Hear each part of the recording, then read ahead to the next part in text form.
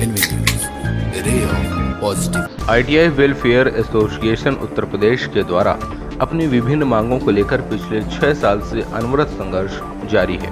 इसी क्रम में पुनः गत बुधवार को एक दिवसीय सांकेतिक धरने के माध्यम से राज्य एवं केंद्र सरकार के समक्ष अपनी मांग रखी गई, जिसका ज्ञापन निदेशक द्वारा स्वीकार किया गया तथा उचित कार्रवाई का आश्वासन भी दिया गया। ITI के लाखों प्रशिक्षार्थियों के पिछले 6 वर्षों के परीक्षा परिणाम में त्रुटियां हैं जो अब तक दुरुस्त नहीं की गई हैं।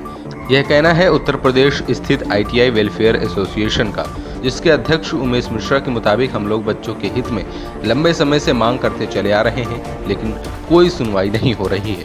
लाखों बच्चे आज भी अपने परीक्षा परिणाम पत्र को सही कराने के लिए परेशान घूम रहे हैं। मुख्यतः देखिए, DGET भारत सरकार द्वारा तीसरी शिफ्ट समाप्त कर दी गई है। तीसरी शिफ्ट हमारी ITI 3 शिफ्टों में चलती है, प्रथम, द्वितीय और तृतीय।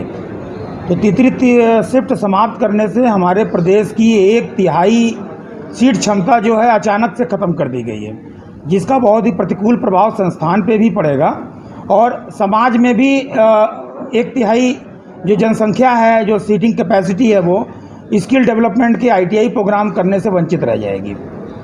इसी के विरोध में आज हम लोग प्रदेश भर के सभी जनपदों से मुख्यालय के सभागार में एकत्रित हुए हैं और अपने उत्तर प्रदेश सरकार के माध्यम से भारत सरकार को हम ये चेता देना चाहते हैं कि हम चुप नहीं बैठेंगे और किसी भी हालत में थर्ड शिफ्ट को समाप्त होने नहीं दिया जाएगा। इसलिए सरकार से आप लोगों के माध्यम से हमारा आग्रह है कि वो थर्ड शिफ्ट को समाप्त करने का अपना आदेश वापस ले और उसको निरंतर जारी करने का आदेश पारित करें।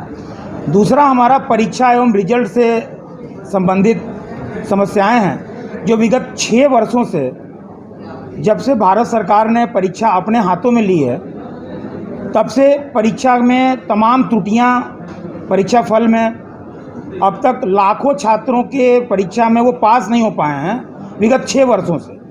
2 वर्ष की ITI होती है, लेकिन विगत 4, 5, 6 वर्षों से उन ITI बेचारे जो बच्चे परीक्षा दिए हैं, उनका रिजल्ट आज तक त्रुटिपूर्ण है, अपूर्ण है।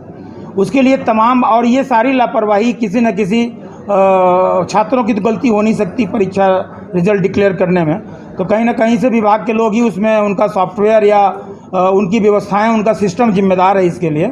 और इसको दूर करके अविलंब इनको शीघ्र अतिशीघ्र सभी पेंडिंग रिजल्ट घोषित करने का हम लोग अनुरोध करते हैं और उसके लिए लड़ाई भी लड़ रहे हैं। साथ ही साथ हमारे लाखों छात्रों के पिछले 7 वर्षों से उनके नामों में, पिता के नामों में, माता के नामों में, जन्म तिथि इत्यादि में आंशिक त्रुटियां हैं, किसी की स्पेलिंग मिस्टेक है, किसी की मात्रा नहीं लगी है।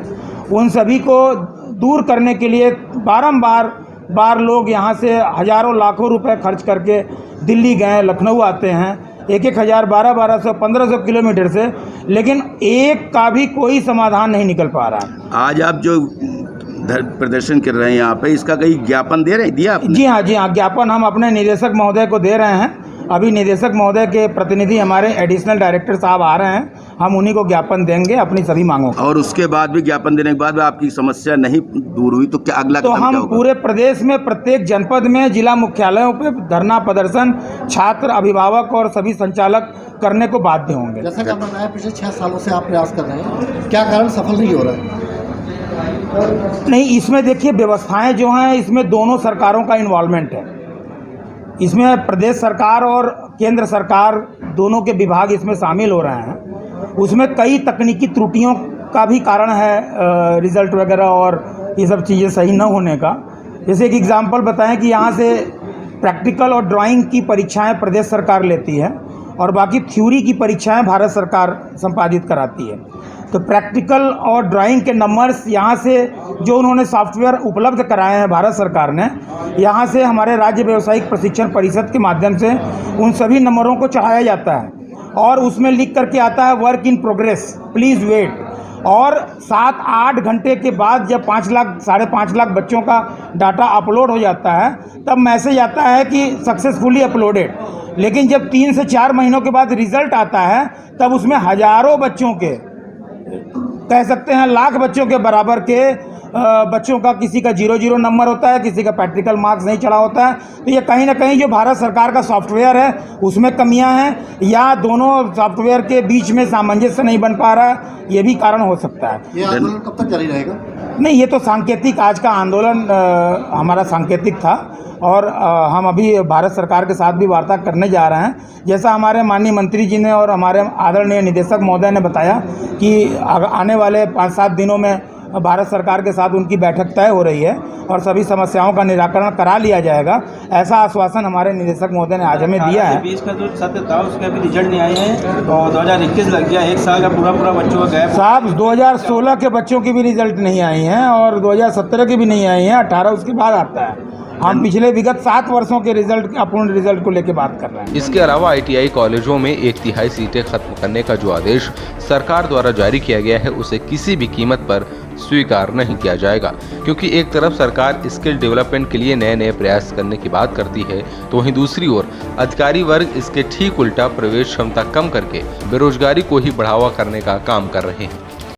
जब अपने आप को मजबूत करिए, लड़ाई या मान करके मत चलिए कि पूरे प्रदेश के लोग आपके साथ आकर के लड़ेंगे। लड़ने वाले कुछ ही लोग होते हैं जिनके बदौलत लड़ाई को लड़ी जाती है और सफलता भी मिलती है। पाई किसी शिफ्ट में जो हमारे वर्किंग कैंडिडेट होते हैं, जो कार्यरत कर्मचारी होते हैं, उनको प्रमोशन के लिए ITI करना होता है, वो इस शिफ्ट के जाने से वंचित रह जाएंगे और उस शिफ्ट के जाने की वजह से बहुत सारे जो हमारे किसी शिफ्ट के कर्मचारी गण हैं, जो हमारे ITI में कार्यरत हैं, उनका भी रोजगार चला जाएगा। तो इन सारे मुद्दों को देखते हुए हमें इस लड़ाई को बहुत ही व्यापक रूप से लड़ना है। लखनऊ में चल रहे 1 दिवसीय सांकेतिक धरने के दौरान विभिन्न मांगों को लेकर एक विज्ञापन निदेशक को सौंपा गया है, जिसमें प्रतिनिधि अपर निदेशक द्वारा आश्वासन दिया गया है कि मांगों पर विचार किया जाएगा। Bureau report, NV news, Lucknow. NV News, ray of positive.